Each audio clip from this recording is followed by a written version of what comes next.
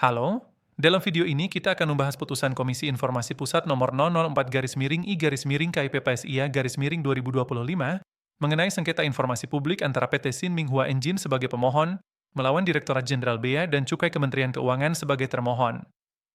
Kasus ini bermula ketika pemohon menerima surat penetapan kembali tarif dan atau nilai pabean SPKTNP tanggal 21 Agustus 2024 yang menetapkan adanya kekurangan pembayaran bea masuk, PPN, dan PPh pasal 22 dengan total tagihan Rp20.815.000.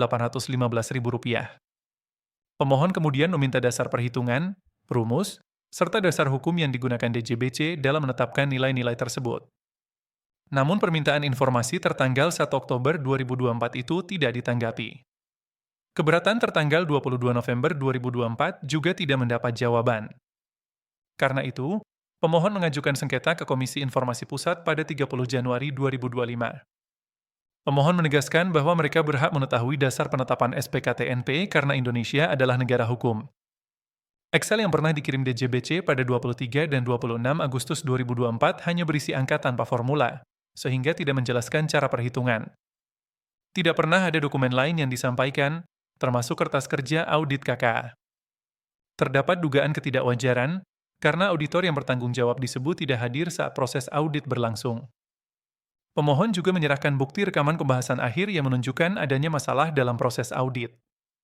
Termohon menyampaikan bahwa dasar hukum SPKTNP sudah tercantum, yaitu pasal 17 ayat 1 Undang-Undang Kepabeanan. Mereka merasa sudah pernah menyampaikan informasi melalui email. SPKTNP dianggap sebagai keputusan tata usaha negara yang bersifat individual dan tidak sepenuhnya merupakan informasi publik. DJBC juga beralasan bahwa masalah ini sedang disengketakan di pengadilan pajak, sehingga informasi dinilai tidak dapat dibuka. Termohon menilai permintaan informasi pemohon bersifat berulang. Majelis Komisioner melakukan serangkaian sidang, termasuk pemeriksaan setempat di kantor DJBC. Beberapa temuan penting Majelis Komisioner antara lain, DJBC mengakui bahwa informasi yang diminta bukan informasi yang dikecualikan. File Excel yang dikirim DJBC memang tidak berisi formula, padahal Excel asli di internal DJBC ternyata mengandung formula perhitungan. File yang dikirim pada Agustus 2024 tidak dapat dianggap sebagai tanggapan resmi atas permintaan informasi yang baru diajukan pada Oktober. DJBC tetap wajib memberikan jawaban tertulis, meskipun menurut DJBC informasi sudah pernah disampaikan.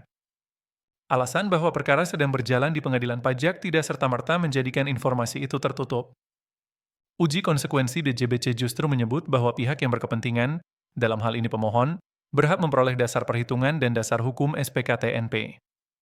Majelis Komisioner juga menegaskan bahwa hanya Komisi Informasi, bukan DJBC, yang berwenang menentukan apakah suatu permintaan informasi merupakan spam. Pemohon meminta agar majelis mengakui permohonan memenuhi syarat formil, mengabulkan seluruh permohonan informasi, dan memerintahkan DJBC memberikan tanggapan resmi atas dasar perhitapan SPKTNP. Sementara termohon menilai permohonan cacat formil karena surat kuasa dianggap tidak sah, objek sengketa keliru, serta permohonan dinilai prematur. Demikian rangkuman sengketa informasi publik antara PT Sin Minghua Engine dan Direktorat Jenderal Bea dan Cukai.